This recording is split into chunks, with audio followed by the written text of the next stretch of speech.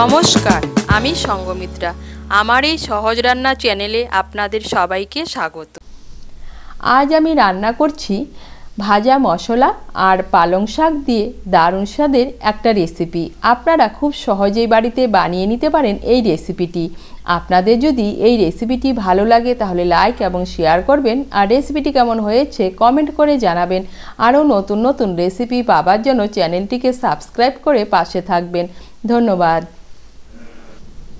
প্রথমেই কড়াইতে দিয়ে দিচ্ছি সর্ষের তেল। তেলটাকে ভালো করে গরম করে নেব। তেলটাকে ভালো করে গরম করে নিয়েছি। এখন এর মধ্যে দিয়ে দিচ্ছি ডালের বড়ি। এখানে আমি ৬-৭টা বিউলি ডালের বড়ি নিয়েছি। বড়িগুলোকে লাল করে ভেজে নেব। এই দেখুন, বড়িগুলোকে লাল করে ভেজে নিয়েছি। এখন আমি ডালের বড়িগুলোকে তুলে নিচ্ছি। বড়ি ভাজার পর কড়াইতে যে তেল আছে, এই তেলের মধ্যে আমি বেগুনের টুকরোগুলো ভেজে নেব। এখানে আমি একটা মাঝারি সাইজের বেগুনের হাফ বেগুন ছোট ছোট টুকরো করে কেটে নিয়েছি।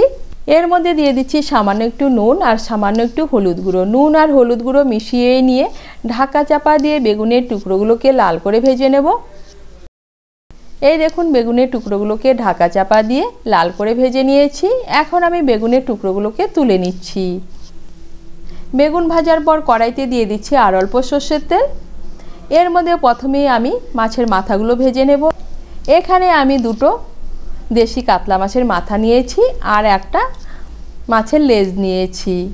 মাছের মাথাগুলো আর লেজের মধ্যে নুন আর হলুদ মেখে রেখে দিয়েছিলাম।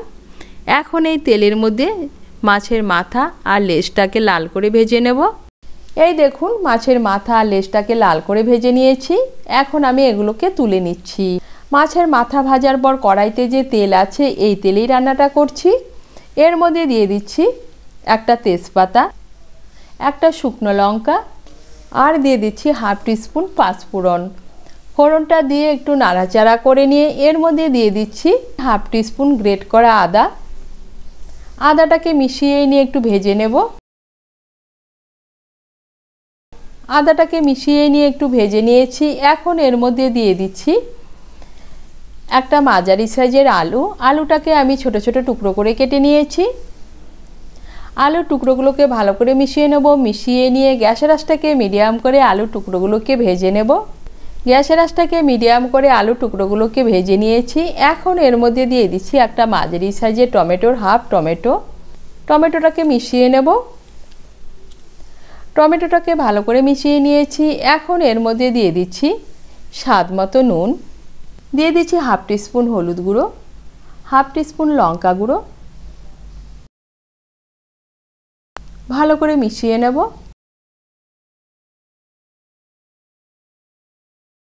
ভালো করে মিশিয়ে নিয়েছি। এখন এর মধ্যে দিয়ে দিচ্ছি এক মুঠো মটরশুঁটি আর দিয়ে দিচ্ছি সামান্য একটু জল। ভালো করে মিশিয়ে নিয়ে আলুর সঙ্গে মশলাটাকে ভালো করে কষিয়ে নেব। আলুর সঙ্গে মশলাটাকে ভালো করে কষিয়ে নিয়েছি। এখন এর মধ্যে দিয়ে দিচ্ছি ভেজে রাখা মাছের মাথা দুটো। আমি মাছের লেজটা এখন ব্যবহার করব না। মাছের মাথা দুটোকে ভালো করে মিশিয়ে নেব। মাছের মাথা দুটোকে ভালো করে মিশিয়ে নিয়েছি। এখন এর মধ্যে দিয়ে দিচ্ছি কেটে রাখা পালং শাক। এখানে আমি 2 আঁটি পালং শাক নিয়েছি। পালং শাকগুলোকে ভালো করে বেছে ধুয়ে কেটে নিয়েছি। এখন গ্যাসের আঁচটাকে মিডিয়াম করে 2-3 মিনিটের জন্য ঢেকে দেব। গ্যাসের আঁচটাকে মিডিয়াম করে 3 মিনিটের জন্য ঢেকে দিয়েছিলাম। আর এই দেখুন, পালং শাকটা মজে গিয়েছে আর পালং শাকের থেকে জলও ছেড়ে দিয়েছে। এখন গ্যাসের আঁচটাকে বাড়িয়ে একটু নাড়াচাড়া করে নেব আর খন্তা দিয়ে মাছের মাথাগুলোকে ভেঙে দেব। খন্তা দিয়ে মাছের মাথাগুলোকে ভেঙে দিয়েছি। এখন এর মধ্যে দিয়ে দিচ্ছি ভেজে রাখা মাছের লেজ আর ভেজে রাখা বেগুন। দিয়ে দিচ্ছি চিড়ে রাখা কাঁচা লঙ্কা। ভালো করে মিশিয়ে নেব। মিশিয়ে নিয়ে শাকের জলটা পুরোপুরি শুকিয়ে যাওয়া পর্যন্ত রান্না করে নেব। এদিকে আরেকটা কড়াই বসিয়েছি। এর মধ্যে দিয়ে দিচ্ছি 1 চামচ গোটা জিরে। জিরেটাকে শুকনো খোলায় ভেজে নেব। এই দেখুন, জিরেটাকে শুকনো খোলায় ভেজে নিয়েছি। এখন আমি জিরেটাকে তুলে নেব। তুলে নিয়ে গুঁড়ো করে নেব।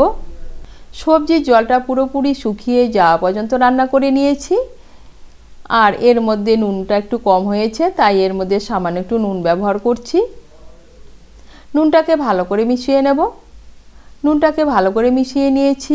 এখন এর মধ্যে দিয়ে দিচ্ছি ভেজে রাখা ডালের বড়ি। ডালের বড়িগুলোকে হাত দিয়ে একটু গুঁড়ো করে নিয়েছি। আর দিয়ে দিচ্ছি ভাজা জিরের গুঁড়ো। ডালের বড়ি আর ভাজা জিরের গুঁড়ো ভালো করে মিশিয়ে নেব।